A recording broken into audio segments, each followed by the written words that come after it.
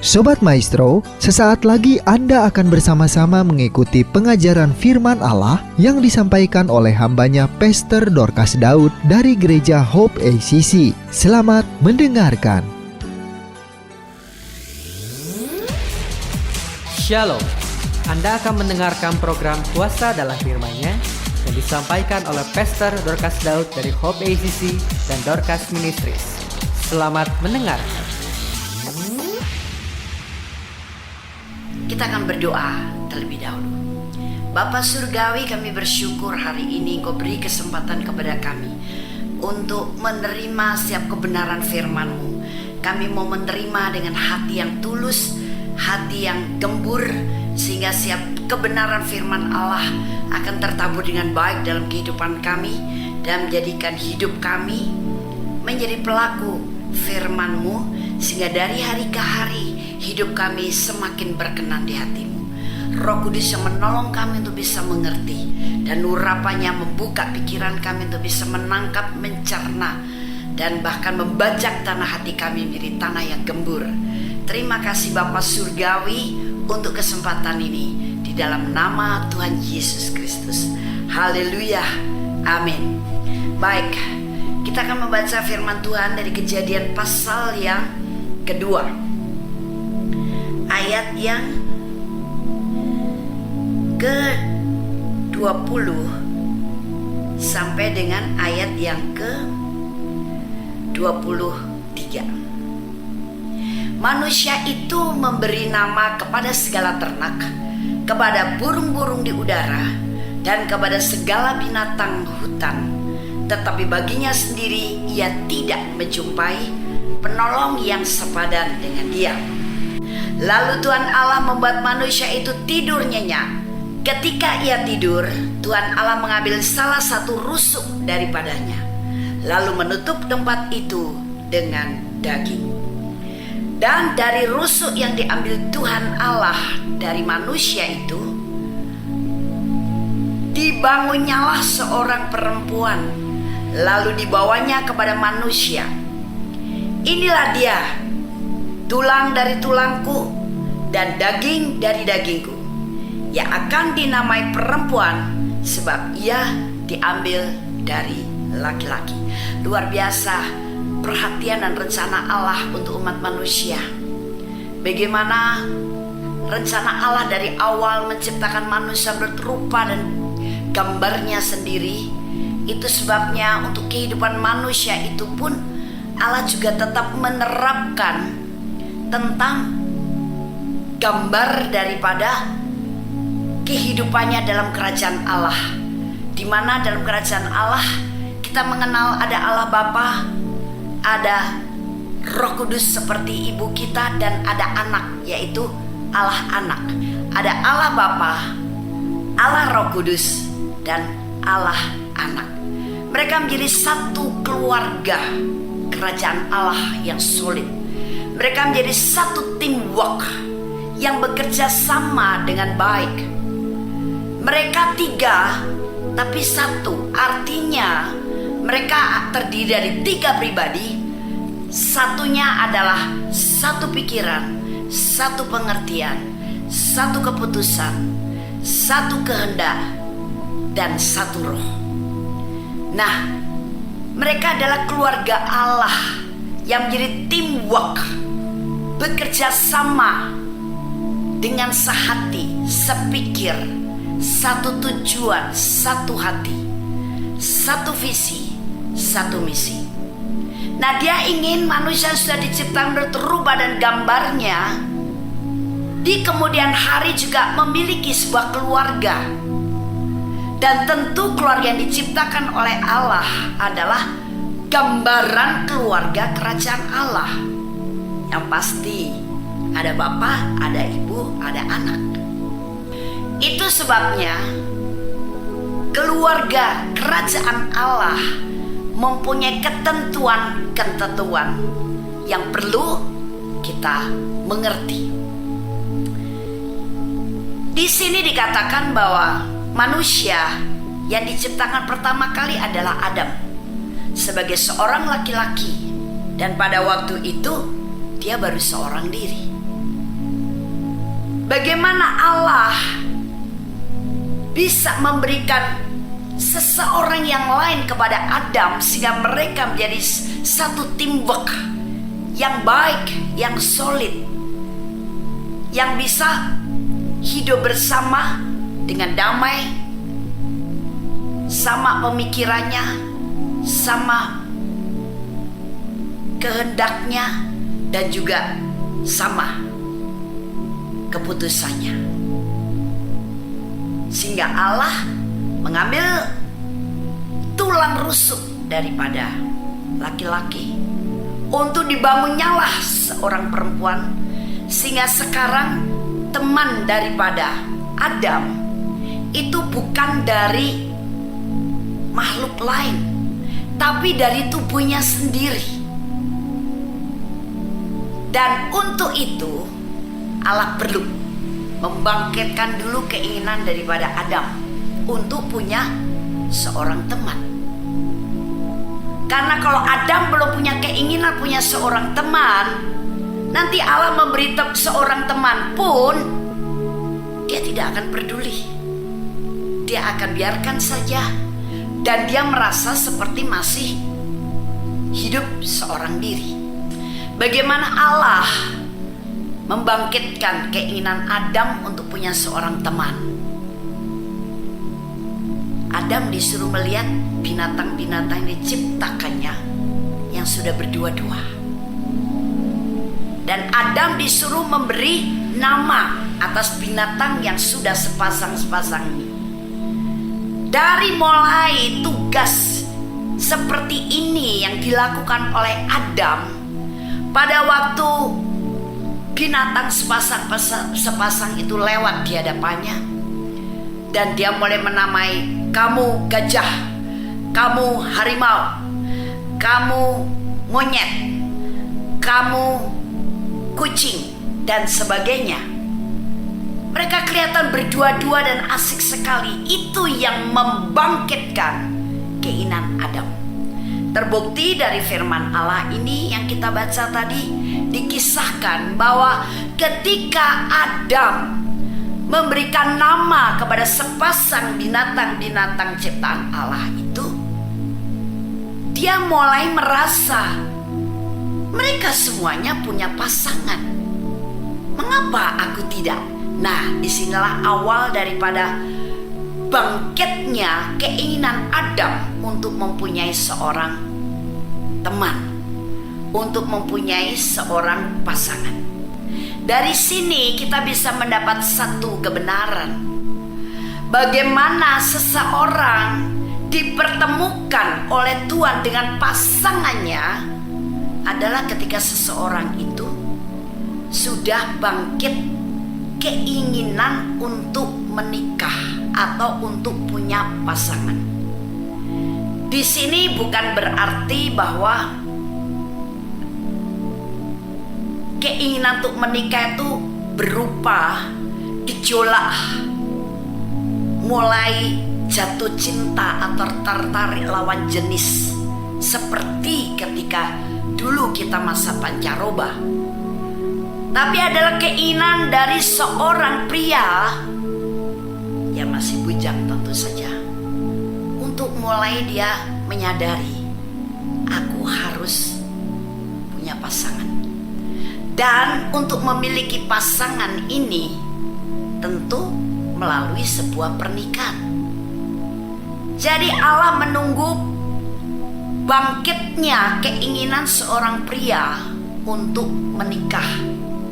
Dengan demikian, seorang pria yang sudah bangkit keinginan untuk menikah karena dia membutuhkan pasangan, maka pria itu pasti siap untuk menjalani kehidupan yang baru di dalam sebuah pernikahan. Nah, yang saya akan bagikan di sini adalah bagaimana ketentuan-ketentuan kebenaran dalam sebuah pernikahan. Nah, jadi Doa orang Israel, persembahan orang Israel sampai waktu itu tidak diperhatikan Tuhan, tidak diterima oleh Tuhan. Karena apa? Kamu sudah berkhianat kepada istri masa mudamu. Kamu sudah melakukan perceraian. Aku benci perceraian. Apa yang sudah aku persatukan tidak boleh diceraikan oleh tangan manusia. Allah ingin persatuan ini terus ada dalam pernikahan, kesatuan ini, karena yang dikehendaki adalah keturunan ilahi, di mana laki-laki dan perempuan yang sudah menikah diberkati Tuhan kemudian bercerai. Janji pernikahan itu berarti dibatalkan oleh manusia, maka anaknya yang lahir dari pernikahan itu sehingga bukan keturunan ilahi lagi. Dan kalau bukan keturunan ilahi adalah anak haram. Dan Ulangan pasal 23 ayat yang kedua, anak itu membawa kutuk anak haram, kecuali dia kemudian dilepaskan, dibebaskan di dalam Tuhan Yesus dari kutuk anak haram itu. Dan roh perceraian ini menurun. Itu sebabnya Allah membenci perceraian. Allah membenci kalau engkau tidak setia pada istri masa mudamu. Termasuk hai para istri, Allah juga membenci ketika engkau tidak setia dengan suami masa mudamu. Karena apa? Istri masa mudamu itu adalah istri seperjanjian, istri sepersekutuan. Luar biasa. Begitu juga suami dari masa muda kita adalah penudung yang terbaik untuk kita yang diberikan oleh Tuhan. Walaupun ada kekurangan, tapi melalui kekurangan satu sama lain kita kemudian disempurnakan oleh Tuhan. Nah, jadi betapa kudusnya, betapa indahnya sebenarnya rencana Allah melalui pernikahan.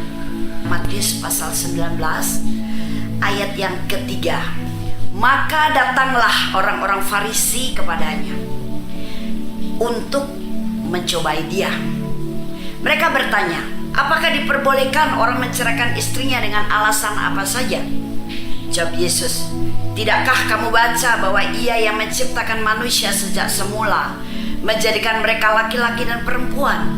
Dan firman-Nya, sebab itu laki-laki akan meninggalkan ayah dan ibunya dan bersatu dengan istrinya, sehingga keduanya itu menjadi satu daging. Demikianlah mereka bukan lagi dua, melainkan satu. Karena itu apa yang telah dipersatukan Allah tidak boleh diceraikan manusia. Kata mereka kepadanya, jika demikian, apakah sebabnya Musa memerintahkan untuk memberikan surat cerai jika orang menceraikan istrinya? Kata Yesus kepada mereka, karena ketegaran hatimu, Musa mengizinkan kamu menceraikan istrimu. Tetapi sejak semula tidaklah demikian. Wow. Nah, ini dari perjanjian baru. Tuhan Yesus yang berkata ketika dia didatangi oleh para murid, banyak orang mereka bertanya, apakah boleh seseorang menceraikan istrinya? Tapi Tuhan Yesus tetap berkata, tidakkah kamu tahu dan sudah tertulis bahwa Allah menciptakan laki-laki dan perempuan, dan kemudian mereka supaya menjadi satu. Mereka bukan lagi dua, tapi satu. Artinya ketika mereka sudah sepakat mau menikah di hadapan Tuhan, mereka sekarang adalah satu. Tidak boleh diceraikan oleh tangan manusia. Allah benci perceraian. Kalau kita dibenci oleh manusia, mungkin tidak berpengaruh banyak. Tapi kalau kita dibenci oleh Allah, nah, murid-murid itu kemudian bertanya, kalau Allah membenci perceraian, gak boleh bercerai, mengapa Musa memerintahkan kami memberikan surat cerai kepada laki-laki yang menceraikan istrinya? Zaman dulu yang menceraikan itu adalah istrinya, tapi zaman sekarang ini istri-istri yang menceraikan suaminya. Wow. Kemajuan yang tidak pada tempatnya dengan banyak alasan. Padahal kalau kita menikah, tahu rencana Allah melalui pernikahan, kita akan tetap menjaga pernikahan ini dengan cara melandasi hidup kita dan hubungan kita dengan pasangan kita pakai dengan kasih Kristus, kita bisa merasakan betapa indahnya hidup dalam pernikahan itu. Dan Allah punya rencana bahwa keluarga di atas muka bumi ini yang diberkati di hadapan Tuhan menjadi kerajaan Allah di atas dunia ini, menjadi contoh, menjadi trendsetter bagi keluarga-keluarga yang lain di dunia. Karena keluarga di dunia menjadi satu kesatuan seperti keluarga kerajaan Allah. Nah, itu sebabnya dari mulai perjanjian lama Allah juga berfirman, kuduskanlah tempat tidurmu, artinya jagai keluargamu, rumah tanggamu. Saya percaya kalau hubungan suami istri didasari oleh kasih Kristus, maka kasih itu akan memampukan kita selalu mengasihi apapun yang terjadi dalam hubungan suami istri, melebihi kekuatan kita. Itu sebabnya bukan kasih dunia, bukan kasih dari jiwa dan daging kita, tapi kasih Kristus. Allah juga begitu teliti dalam merencanakan sebuah pernikahan. Sampai hubungan suami istri saja ada kebenarannya. Jadi ketika murid-murid itu bertanya, kok Musa mengizinkan memberikan surat cerai kalau laki-laki mau menceraikan istrinya? Apa jawab Yesus? Luar biasa. Itu karena ketegaran hatimu. Musa mengizinkan kamu menceraikan istrimu, tetapi sejak semula tidaklah demikian. Jadi kalau ada suami istri kemudian bercerai, padahal mereka diberkati Tuhan, itu adalah karena kekerasan hatimu. Kalau suami yang menceraikan istri karena kekerasan hati suami, kalau istri yang menceraikan suami karena kekerasan hati daripada istri. Pada mulanya, pada semula, rencana Allah atau keinginan hati Allah tidaklah demikian. Jadi kalau sampai terjadi perceraian, siapa yang menceraikan? Itu karena dia keras hati. Saya bisa katakan karena dia keras kepala. Dia tidak mau masuk kepada rencana Tuhan yang mulia, yang luar biasa melalui sebuah pernikahan. Nah, murid-murid juga bertanya, apakah boleh laki-laki menceraikan istrinya karena apa saja? Apa saja itu luas sekali. Mungkin ada yang beralasan, aku menceraikan istriku atau aku menceraikan suamiku karena suamiku sekarang tidak punya uang, tidak punya pekerjaan, usahanya gagal, kami membutuhkan uang. Padahal bukan karena itu sebuah pernikahan terjadi, tapi karena kasih Kristus. Dan ketika kasih Kristus terus mengalir di antara suami istri ini, dalam hubungan mereka terjadi kesehatian. Firman Tuhan mengatakan, di mana ada saudara seiman, sekarang saya katakan, di mana ada suami istri, di mana ada satu keluarga yang hidup rukun, kesanalah berkat akan dicurahkan. Di mana ada kesehatian, Tuhan memerintahkan berkat terjadi atau tercurah. Di mana ada kesehatian, di situ ada urapan berkat yang mengalir. Kalau sekarang seorang suami atau seorang istri juga yang beralasan cerai karena salah satunya mungkin berzina, sehingga mereka punya keputusan, aku boleh bercerai karena dia telah berzina. Apakah itu pengertian? Di dalam ayat yang ke-9, Tuhan Yesus yang berkata, tetapi aku berkata kepadamu, barang siapa menceraikan istrinya kecuali karena zina, lalu kawin dengan perempuan lain, ia berbuat zina.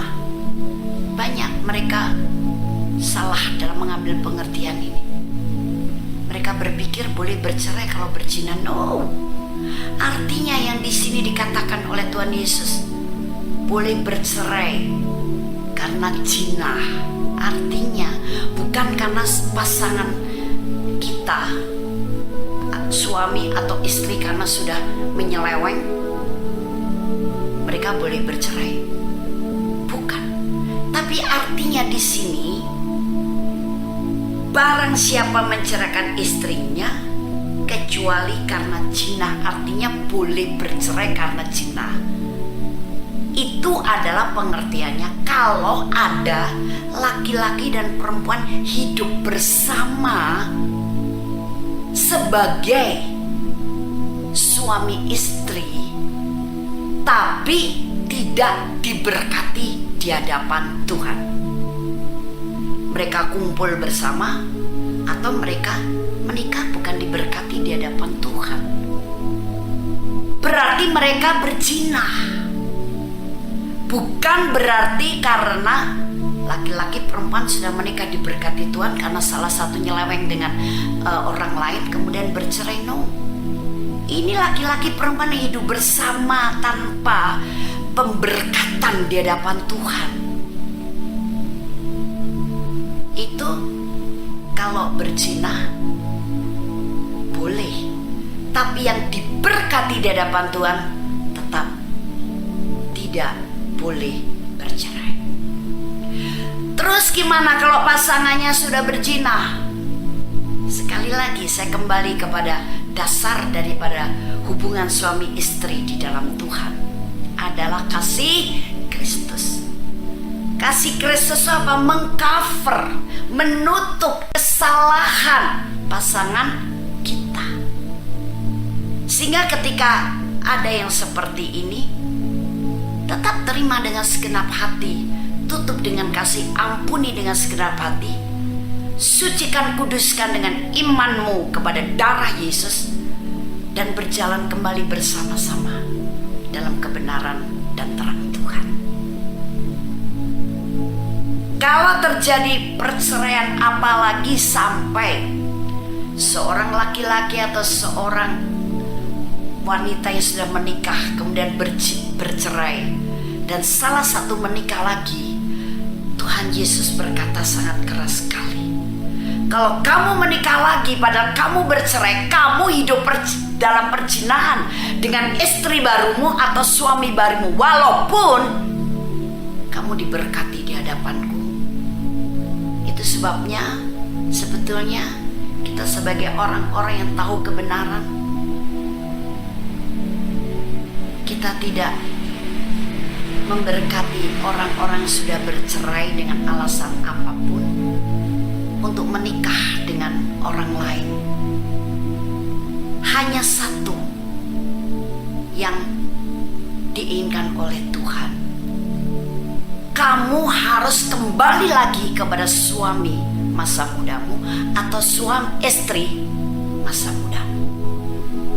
Masing-masing kembali kepada suaminya atau kepada istrinya, kembali cover lagi segala kesalahan pasangan kita dengan kasih, tutup dengan kasih, dan betul-betul Tuhan akan memberikan kemampuan, kekuatan kepada kita untuk apa? Mengcover kesalahan pasangan kita dengan kasih. Mungkin bukan hanya karena zina, ada hal lain. Habis saya sudah tidak cocok dengan dia.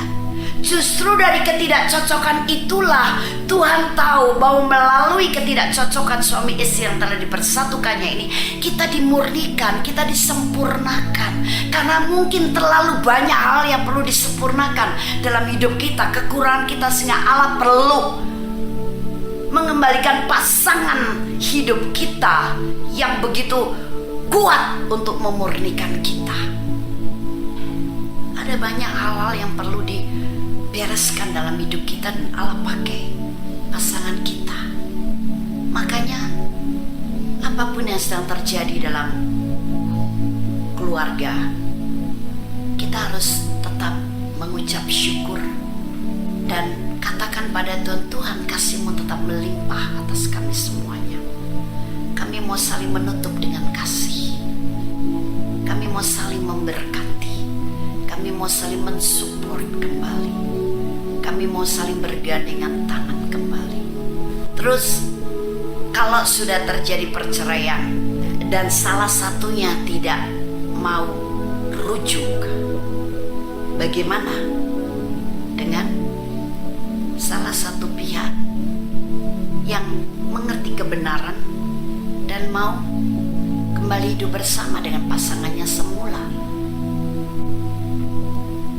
tapi pasangannya tidak mau rujuk, tetap hidup seorang diri? Sekarang waktu-waktu itu engkau pakai untuk mempersiapkan diri menjadi pengantin perempuannya Yesus. Sudah bukan lagi pengantin di dunia, tapi nanti mirip pengantin Yesus. Kecuali kalau mau menikah, pasangan kita yang semula yang bercerai dengan kita itu sudah meninggal, sudah pulang ke rumah Bapa. Nah, baru istri atau suami yang bercerai ini boleh menikah lagi. Tapi itu pun sudah bukan suami atau istri yang orisinil. Itu hanya untuk supaya kita yang tidak tahan bertarak tidak melakukan dosa berzina. Jadi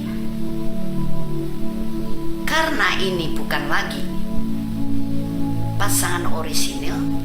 Mengapa bukan pasangan orisinil? Ingat kembali kepada awal mula ketika perempuan dibangun oleh Allah. Itu dibangun oleh Allah dari mana? Kalau Adam diambil dari tanah liat, dibentuk sebagai seorang laki-laki, ditiup nafas kehidupan, jadilah seorang laki-laki. Tapi perempuan atau wanita diambil dari tulang rusuk laki-laki. Dan yang diambil berapa? Satu. Dan suami dikatakan dalam Efesus pasal yang kelima adalah kepala daripada istri. Nah, kepala kita semuanya sekarang ada berapa? Satu. Tapi daripada tidak tahan bertara, ya, surga memberikan izin kamu menikah lagi, walaupun itu sudah bukan dengan pasangan yang orisinil. Asal pasangan yang semula sudah meninggal, sudah kembali ke rumah Bapa. Nah, jadi ini adalah prinsip kebenaran dari kerajaan Allah untuk pernikahan kita. Jadi Anda yang sudah terlanjur menikah, persiapkan dirimu untuk menjadi pengantin perempuannya Yesus. Persembahkanlah tubuhmu sebagai persembahan yang hidup, kudus, dan berkenan kepada Allah. Jadi kalau sekarang seorang istri menuntut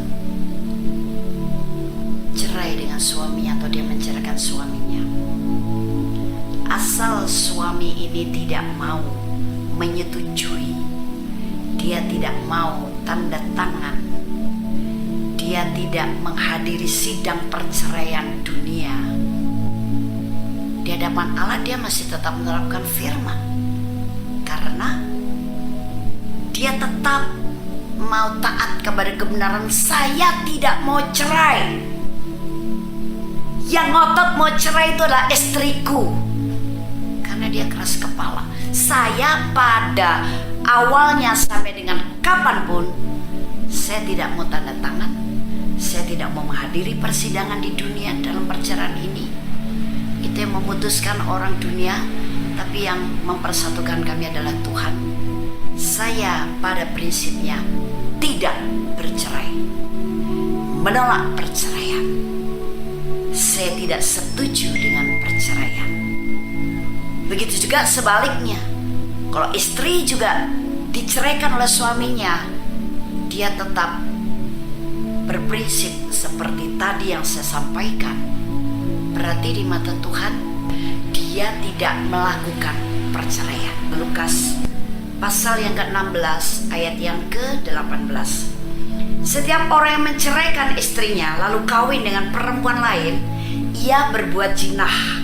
Dan barang siapa kawin dengan perempuan yang diceraikan suaminya, ia berbuat zina. Oh, sangat disiplin sekali kerajaan Allah tentang hubungan suami istri.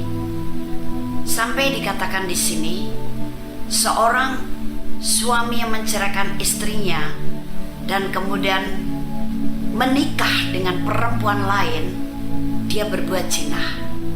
Begitu juga laki-laki lain yang menikah dengan perempuan yang diceraikan oleh suaminya atau bercerai dengan suaminya, atau dia yang menceraikan suaminya, maka dia berbuat zina.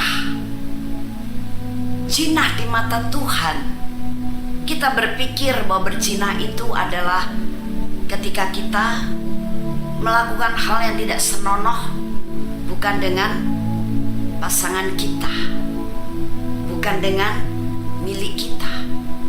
Tapi ternyata ketika terjadi perceraian dan kemudian masing-masing menikah lagi dengan orang lain, di mata Tuhan itu adalah berzina. Betapa kudusnya pernikahan yang Allah desain buat kita. Nah, itu sebabnya apapun yang sedang terjadi dalam rumah tangga kita, izinkan Roh Kudus dan firman Allah mengendalikan jiwa kita, meredam emosi kita, sehingga kita tidak mengambil keputusan yang salah. Dan kesalahan ini fatal. Bercerai dibenci Tuhan, apalagi menikah lagi dengan orang lain, di mata Tuhan berzina. Dan perceraian itu dikarenakan kita keras kepala. Oh, bukan main. Nah, mengapa Tuhan mengatakan bahwa laki-laki yang bercerai dengan istrinya atau istrinya yang bercerai dengan suaminya, siapapun yang menceraikan terlebih dahulu di antara mereka dan kemudian menikah lagi dengan orang lain, itu berzina di mata Tuhan. Karena dalam kitab Roma pasal yang ke-7 ayat yang ke-3, demikian bunyinya, jadi selama suaminya hidup, ia dianggap berzina kalau ia menjadi istri laki-laki lain. Tetapi jika suaminya telah mati, ia bebas dari hukum, sehingga ia bukanlah berzina kalau ia menjadi istri laki-laki lain. Begitu juga ini berlaku untuk para suami. Jadi selama istrinya hidup, ia dianggap berzina kalau ia menjadi suami perempuan lain. Tetapi jika istrinya telah mati, ia bebas dari hukum, sehingga ia bukanlah berzina kalau ia menjadi suami perempuan lain. Luar biasa. Itu yang saya sampaikan di minggu yang lalu. Ketika suami istri sudah bercerai, kemudian salah satu atau dua-duanya menikah lagi dengan orang lain, dikatakan berzina, kecuali salah satunya sudah meninggal. Tapi apakah kita akan berbuat jahat atau kita berpikir jahat? Kita berharap supaya pasangan yang bercerai dengan kita, suami atau istri yang bercerai dengan kita, cepat-cepat meninggal supaya kita bisa menikah lagi? Nggak begitu juga.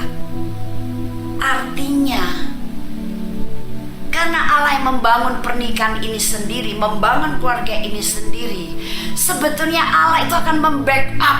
Allah itu menjadi kepala dalam keluarga itu. Allah akan menjadi pembela dalam rumah tangga.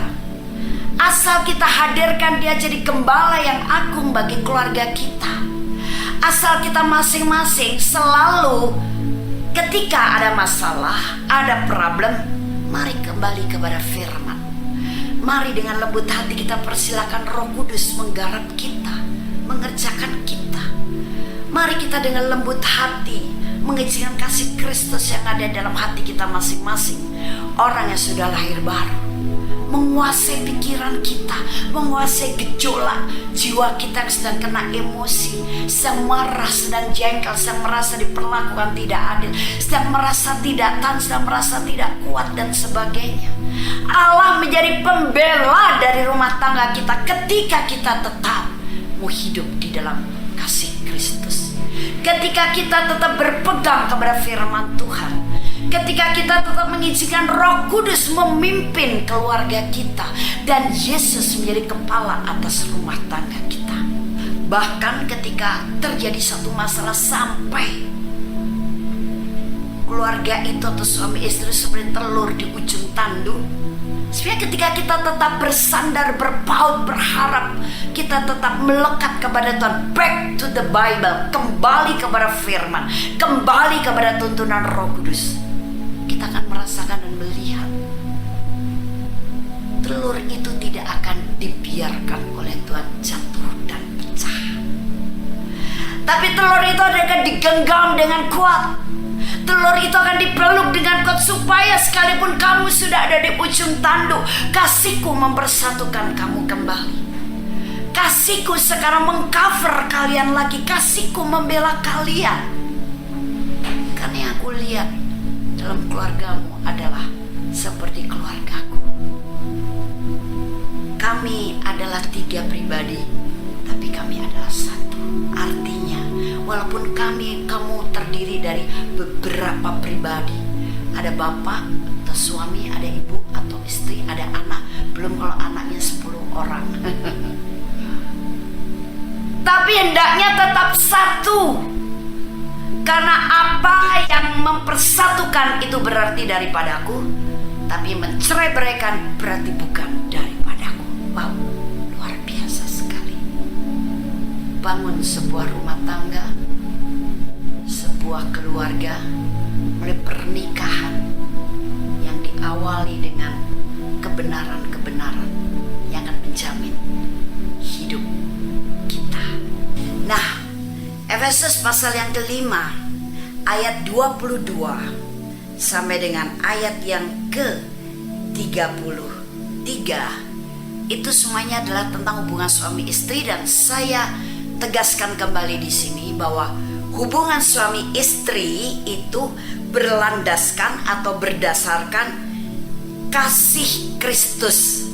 Dari judul perikopnya saja sudah jelas dikatakan kasih Kristus adalah dasar hidup suami istri. Itu sebabnya tidak mengherankan bahwa sebetulnya dalam sebuah keluarga itu harus Yesus menjadi pusat dari segala-galanya, Kristus sentris. Sehingga firman menetapkan istri harus tunduk pada suami seperti kepada Tuhan. Suami harus mengasihi istrinya seperti Tuhan mengasihi jemaatnya, bahkan memandikan dia dengan air, yaitu firman.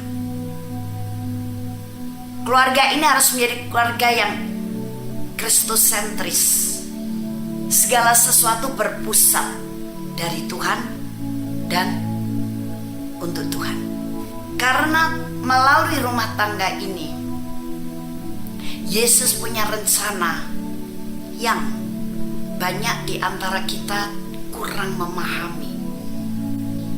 Bahwa ternyata ketika kita diizinkan menikah, melalui pernikahan ini Allah punya tujuan. Tapi bukan berarti Anda yang memang ditetapkan Allah untuk tidak menikah, karena Paulus juga berkata dalam Korintus, ada yang ditetapkan untuk menikah, tapi juga ada yang ditetapkan oleh Tuhan tidak menikah. Tapi semua dua-duanya sebenarnya tujuannya buat Yesus, buat Tuhan. Nah, kalau kita mengetahui, mau memahami tujuan Tuhan kepada kita untuk menikah, adalah dari Efesus 5 ayat yang ke-32. kita sering tidak memahami hal ini, sehingga kita sembarangan menjalani kehidupan rumah tangga. Kita sembarangan menjalani hubungan suami istri. Bahkan kita berpikir kalau kita menikah, suami istri harus selalu cocok. Sekali lagi saya ingat, dan ketidakcocokan ini adalah cara Tuhan untuk memurnikan dan menyempurnakan kita. Karena kalau kita dimurnikan, disempurnakan dengan orang lain, tidak ada hubungan apa-apa dengan kita, Tuhan tidak akan berhasil memurnikan kita, menyempurnakan kita. Karena kita bisa mudah melupakannya dan kita bisa merasa tidak terpengaruh. Tapi kalau kita dimurnikan dengan seseorang yang tiap kali kita bertemu, yang tinggal satu rumah, tidur satu ranjang, hidup di satu kamar, dan tiap saat kita bertemu face to face, sangat mudah bagi Allah untuk menjadikan ini alat yang bagus untuk apa? Untuk memurnikan kita. Karena kalau tiap kali kita dimurnikan dengan orang-orang yang seperti ini, suami kita, istri kita, dengan cepat kita akan mengalami pemurnian. Dan dari hari ke hari kita mengalami penyempurnaan. Makanya Allah menetapkan kasihku jadi landasan hidupmu. Kalau enggak, baru 3 bulan, 3 tahun, 4 tahun, mungkin juga sudah sampai 10 tahun bubar. Rencanaku gagal. Tapi kalau engkau membangun rumah tangga, keluarga, pernikahan atas dasar kasih Kristus, apapun yang kita alami bersama pasangan hidup kita, kita syukuri dan kita tetap bersuka cita, karena kita menerapkan prinsip-prinsip kerajaan Allah dalam pernikahan dengan baik. Nah, rencana Allah melalui pernikahan, hubungan suami istri ini, ayat 32. Rahasia ini besar. Wow, kalimat ini diawali dengan rahasia loh. Berarti kalau rahasia ini harus kita gali, harus kita cari maknanya, cari artinya, cari maksudnya, dan harus benar-benar diterangi Roh Kudus untuk mengerti maksud daripada ayat firman Tuhan ini. Karena ini berupa rahasia. Kalau kita hanya baca selewat ayat ini, nggak kena-mengena. Kita tidak mengerti bahwa ini kunci yang terbesar dari ketentuan Allah untuk sebuah pernikahan. Rahasia ini besar, tetapi yang aku maksudkan ialah hubungan Kristus dengan jemaat. Jadi hubungan suami istri itu menjadi satu sekolah, menjadi satu tempat pendidikan laki-laki dan perempuan, untuk bisa membangun sebuah hubungan yang benar, hubungan yang tepat, hubungan yang sehat, hubungan yang berkenan di hatinya Allah dengan Kristus. Kristus yang pertama disebutkan adalah dengan Tuhan Yesus, karena dia juga Kristus yang diurapi. Karena Kristus itu artinya diurapi, berarti juga hubungan kita dengan orang-orang yang diurapi. Bagaimana terutama hubungan kita dengan Tuhan itu bisa tergambar, bisa kita latih supaya hubungan kita sehat, imannya sehat, rohaninya dengan Tuhan, karakternya karakter yang sehat, karakter Kristus, melalui apa? Hubungan suami istri. Jadi Tuhan tidak asal saja membangun sebuah keluarga. No. Dari awal seri khotbah ini saya sudah sampaikan bahwa keluarga di dunia ini Allah sendiri yang membangun. Yang kedua, keluarga di dunia ini menjadi kerajaan Allah yang terkecil di dunia untuk menjadi transitor. jadi terang, menjadi contoh bagi dunia. Yang ketiga, keluarga di dunia ini menjadi satu sekolah atau latihan untuk bagaimana kita punya hubungan yang baik, rohani, iman yang sehat kita dengan Tuhan, kita dengan Kristus. Yang keempat, bagaimana melalui keluarga kita makin dimurnikan sehingga kita semakin sempurna seperti apa yang dikehendakinya. Luar biasa, bukan? Jadi menikah bukan karena usia yang semakin bertambah. Menikah juga bukan karena hanya tuntutan biologis, walaupun itu ada sebagai manusia yang sehat, normal secara fisik. Tapi pernikahan atau ketika kita menikah, kita sedang memasuki rencana Allah yang besar. Kita sedang sekolah, kita sedang diajar, kita sedang belajar bagaimana hubungan kita supaya sehat, rohani kita supaya sehat, baik, benar dengan Tuhan. Bagaimana kita bisa menjadi terang dunia juga melalui kehidupan rumah tangga kita. Itu sebabnya kalau sekarang sudah terlanjur, ada para bapak atau para ibu yang sudah diceraikan suami atau istri, don't worry, jangan kecil hati. Walaupun prinsip pernikahan seperti ini, dan berdoalah supaya Anda bisa kembali rujuk dengan pasangan Anda semula. Tapi kalau itu tidak memungkinkan, tidak bisa lagi karena kekerasan hati dari pasangan kita dahulu, persembahkanlah sekarang tubuhmu sebagai persembahan yang hidup, kudus dan berkenan di hadapan Tuhan. Saatnya engkau sekarang mempersiapkan diri, mendandani diri, bukan jadi pengantin secara biologis lagi di dunia, tapi untuk siap menjadi pengantin Kristus sebagai pengantin perempuannya. Tapi bagi yang masih menjalani kehidupan pernikahan yang lengkap, ada suami, ada istri, ada juga anak-anak, bangun terus hubungan antara anggota keluarga berdasarkan kasih Kristus. Dia akan memberikan hikmat dalam masalah keluarga kita. Dia akan mengcover kita dengan kasih-Nya sehingga kita bisa saling menerima, saling memberi, menerima kekurangan kelebihan pasangan, anak atau orang tua kita, tapi juga memberi kelebihan kita kepada pasangan kita, kepada anak, kepada orang tua kita. Dan kita bergandengan tangan dan sehati sepikir, satu keputusan, satu iman, satu roh, satu visi dalam Tuhan. Kita bergandengan tangan dalam ikatan kasih Kristus yang indah. Jangan takut ada perbedaan pendapat atau gejolak dalam hubungan keluarga kita. Ketika kau tetap berpegang kepada firman Tuhan dan tuntunan Roh Kudus, Allah menjadi pembela atas pernikahan kita dan atas rumah tangga kita. Tetap berpegang pada firman Allah apapun yang sudah terjadi, dan izinkan sekali lagi Roh Kudus tetap memimpin engkau di dalam kebenaran.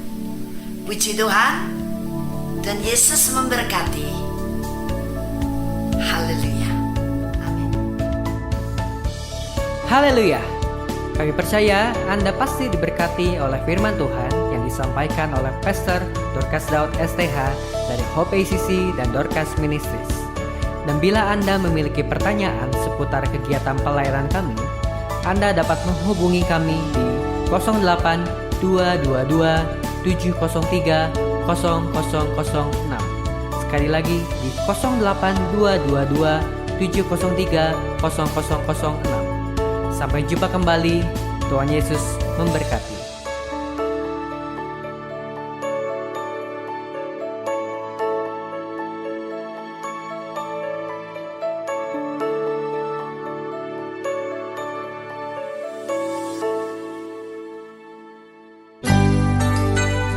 Demikianlah firman Tuhan yang berkuasa telah kita dengar bersama-sama. Dan kami percaya Anda sangat diberkati. Bagi yang membutuhkan pertumbuhan iman dan pelayanan lebih lanjut, Anda dapat menghubungi kami dan beribadah bersama dengan kami setiap hari Minggu di Gereja Hope ACC di ACC Center, Jalan Mekar Utama, nomor 31, lantai 3 Kompleks Mekarwangi, Bandung, pada jam 8.30. Ada kebaktian anak-anak pada jam yang sama. Ikuti juga Breakthrough Prayer setiap Jumat jam 18.30. Jika Anda membutuhkan dukungan doa, Anda dapat mengirimkan SMS ke nomor 0822 2703 0006. Tuhan memberkati.